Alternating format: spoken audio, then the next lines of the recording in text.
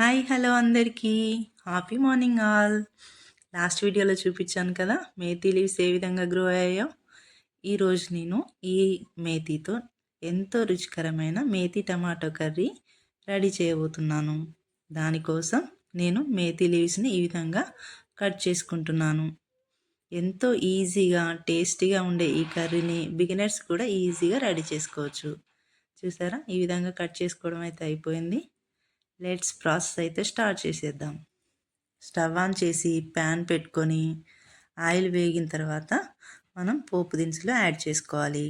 ఈ విధంగా పోపు దినుసులు వేగగానే సన్నగా కట్ చేసి పెట్టుకున్న ఆనియన్స్ని యాడ్ చేసుకుందాం. ఆనియన్స్ ఈ విధంగా మగ్గగానే కొంచెం సాల్ట్ వేసినట్లయితే మనకు ఆనియన్స్ త్వరగా మగ్గిపోతాయండి.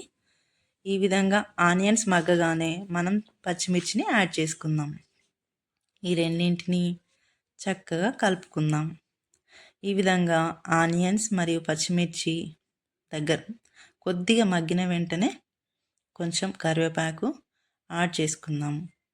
తర్వాత మనం సన్నగా కట్ చేసి పెట్టుకున్న మేథీ లీవ్స్ని పక్కన పెట్టుకోవాలి. ఇప్పుడు కొద్దిగా పసుపు మరియు అల్లం వెల్లుల్లి పేస్ట్ని వేసి పచ్చివాసన పోయేంత వరకు వేయించుకుందాం. ఇప్పుడు మనం కట్ చేసి పెట్టుకున్న మేథీని యాడ్ చేసుకుందాం.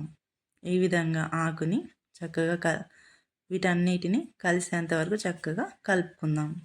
మేథీ లీవ్స్ త్వరగా మగ్గిపోతాయండి, ఎక్కువ టైం తీసుకోవు.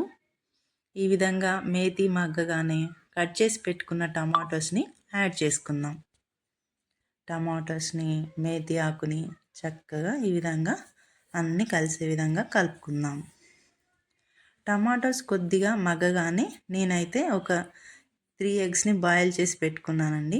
వాటికి కొంచెం ఘాటు పెట్టి కర్రీలో యాడ్ చేసుకుందాం. ఈ విధంగా ఎగ్స్ ఇందులో వేసుకున్నప్పుడు టమాటాలోని పులుపు ఎగ్స్కి మంచిగా పట్టి ఎగ్స్ చాలా టేస్టీగా వస్తాయి. ఈ విధంగా టమాటోస్ మనకి దగ్గర పడిన వెంటనే రుచికి సరిపడ సాల్ట్, కారం, ధనియా పౌడర్, జీలకర్ర పౌడర్ని యాడ్ చేసుకొని చక్కగా కలుపుకుందాం. ఇప్పుడు మనకి ఇవన్నీ కలుపుకున్న తర్వాత ఆయిల్ సపరేట్ అయ్యేంత వరకు కాసేపు ఉడికించుకోవాలి. చూసారా, ఈ టైంలో కొద్దిగా మనం కొత్తిమీర యాడ్ చేసుకున్నట్లయితే ఎంతో రుచికరమైన టమాటో మేథీ కర్రీ రెడీ. ఈ వీడియో మీకు నచ్చినట్లయితే లైక్ చేయండి. Thank you.